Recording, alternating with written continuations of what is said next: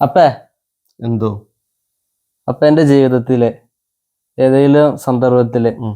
ഭൂമി പിളർന്ന് പാതാളത്തിലോട്ട് പോവാന്ന് തോന്നിയൊരു ഇൻസിഡന്റ് ഏതാ? ഞാൻ 4ാം ക്ലാസ്സിൽ പഠിക്കുന്ന സമയത്താണ് അച്ഛൻ മരിക്കുന്നത്.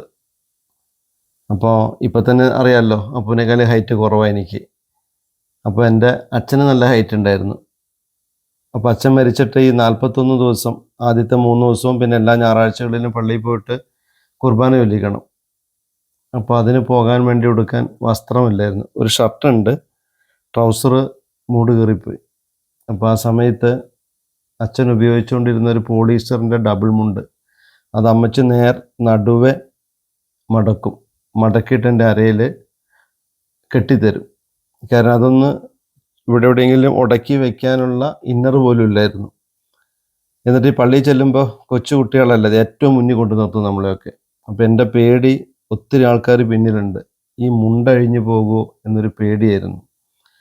അന്ന് ആ കുർബാന കഴിഞ്ഞ് ഇറങ്ങുന്നത് വരെ പേടിച്ച നിൽക്കുക. പിന്നെ ഈ മുണ്ടൊക്കെ കൂടി ചുരുട്ടിക്കൂട്ടി ഇങ്ങനെ ഇവിടെ വെച്ച് കിട്ടുമ്പോഴേക്കും ഇവിടെ ഇങ്ങനെ പൊന്ത പോലെ നിൽക്കും.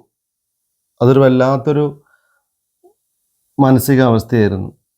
ഏറ്റവും ഗതികെട്ടതായി തോന്നിയൊരു നിമിഷം അതായിരുന്നു.